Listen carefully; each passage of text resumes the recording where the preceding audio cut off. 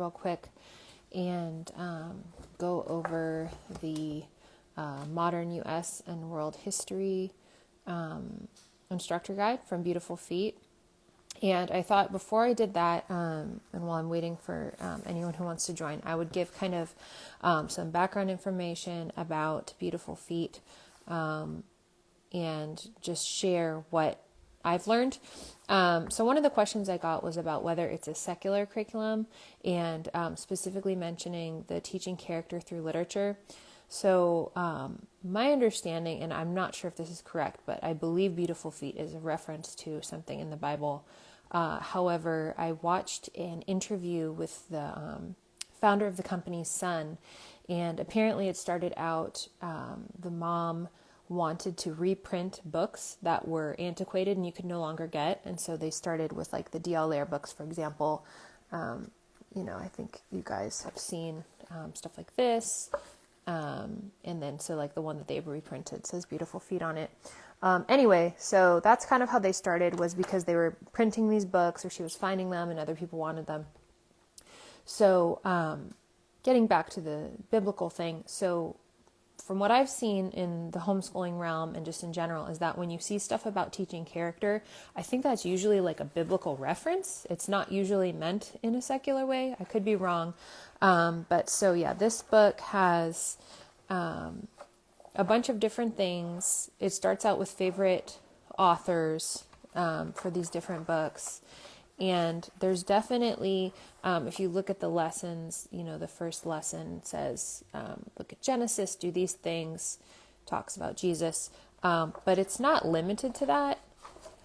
So there's different ways that you can use these different resources. And also they have, that was like beginning readers, this is intermediate readers. So this is definitely, religious curriculum.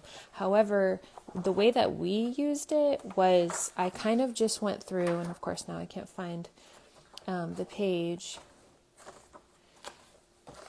I just went through and found books that weren't religious or weren't Christian.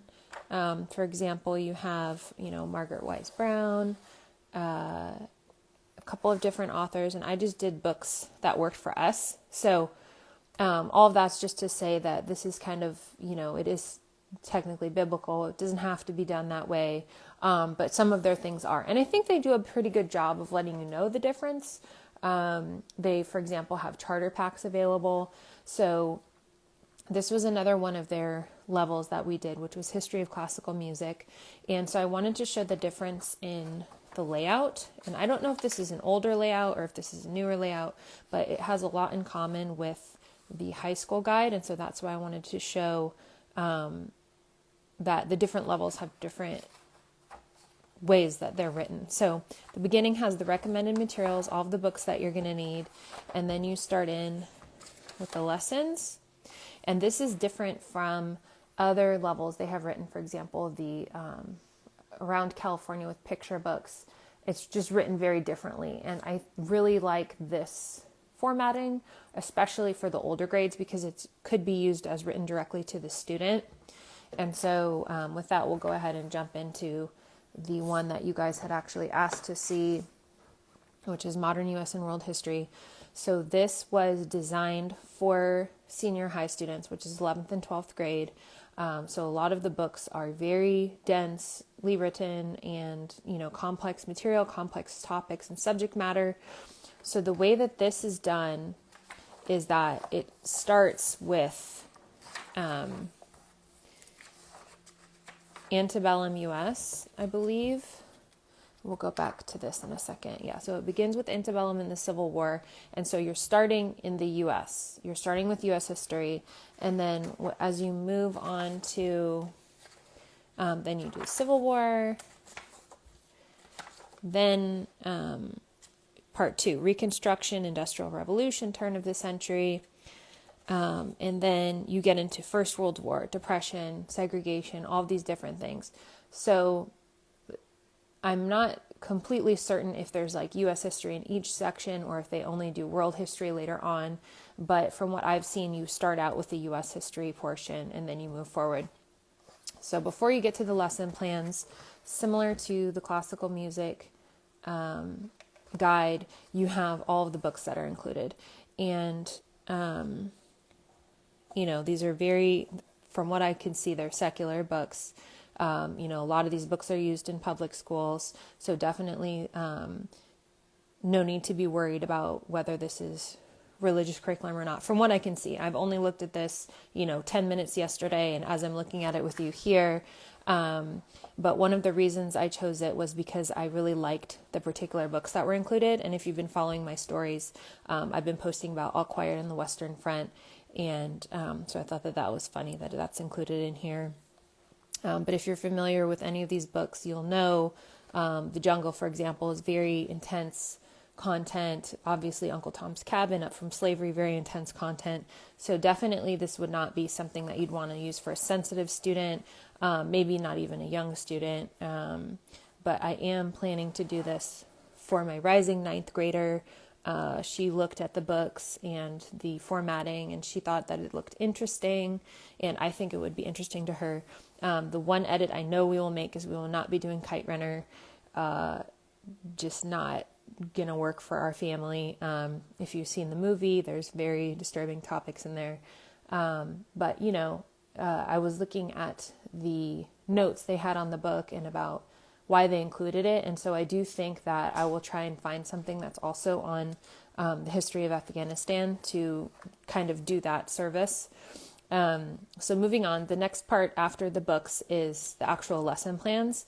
And so similar to the history of classical music, it tells you, okay, go ahead and do this. And I noticed that it has this vocabulary, which I thought was great because, many literature-based approaches may not necessarily have that. Although now that I said that, I was just thinking all the ones we've used have. Build Your Library does include vocabulary. Bookshark does include vocabulary. So whatever, I like it. I'm glad it's included. And it also has related links in each lesson. So I really like that. And then, like I said, it goes through the different time periods, and it has pictures, which I think is, visually interesting.